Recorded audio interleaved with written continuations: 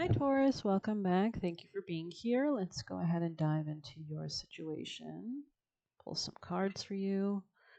Okay, Taurus.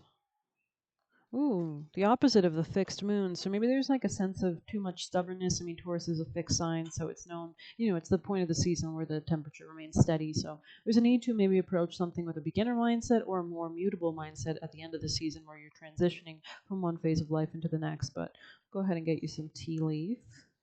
Taurus, messages for Taurus, people and placements. So maybe staying separate from other people. Maybe you're feeling like kind of, broken apart from other people or something like that. Taurus, messages for Taurus. January, there could be a general sense of coldness with maybe a Pisces, or maybe your values with somebody else. Maybe finances are of concern here. You could be understanding something that somebody's really broke, or somebody is stressed about finances, and that's why this marriage is falling apart. Let's see, Taurus, messages for Taurus, messages for Taurus. Yeah, heartache over what you no longer have. So there's definitely a separation with somebody. Could be somebody with fair complexion, very innocent demeanor maybe, or a kind of innocence to them, or maybe just white hair or lighter colored hair than you. You might be expecting a gift out of this divorce, maybe to come into more finances. Messages for Taurus. Maybe you're considering taking a vacation. This could be in the future. You might be meeting somebody new. Messages for Taurus. You could just be traveling a lot.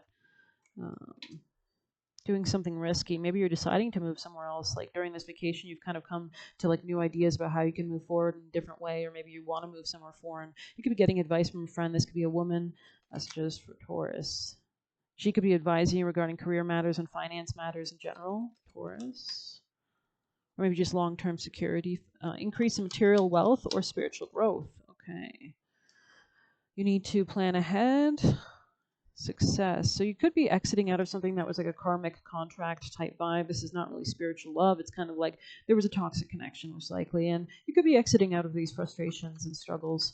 Taurus, yeah, exactly, with torch, like burning the cobwebs of the past. Spiritual development, enlightenment, awareness, and understanding, especially regarding a vacation, doing something risky, maybe talking to a female friend, but also focusing on your long-term security and your finances and your career. So I'm going to go ahead and go deeper. We have winter, where I cut the deck. Taurus.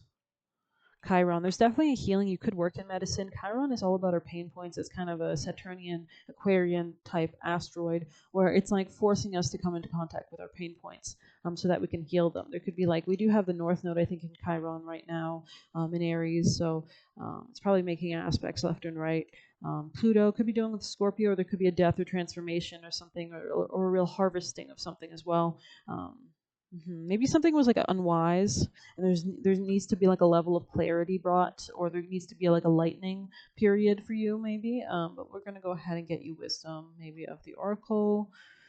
Taurus, tell us about Taurus. The fates, very nice. 17 here. Okay, the fates, regeneration. So something's regenerating, maybe in your relationships, or your partnerships, or something like that. We're gonna go ahead and read 17. Or maybe something's just going to work out the best way possible, right? Fate, karma, acceptance that there are things you cannot change, and knowing what those are. So this could have been like fated to happen this way, to come to an ending with Pluto here, to a death, because there needs to be a transformation. Because Pluto only kills what is diseased, right? And Chiron relates to health. So the Serenity Prayer, and this could be shared finances as well. Pluto rules shared finances. The Serenity Prayer sums up the meaning of this card, also trauma.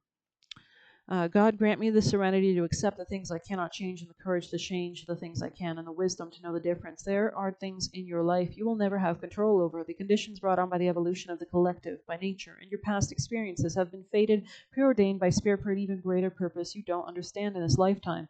It may not be in your cards to understand why certain events occur, but you can accept the mystery and work with what those events are, and your current circumstances have to teach you. This is the wisdom contained in the Serenity Prayer. It does look like you're moving into, like, I like how we had all this enlightenment cards here.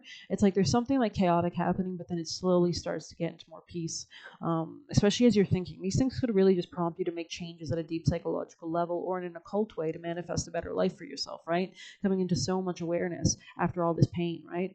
And that's what Chiron does. Chiron is a bitch. So let's see. You might want to check out your astrocartography as well.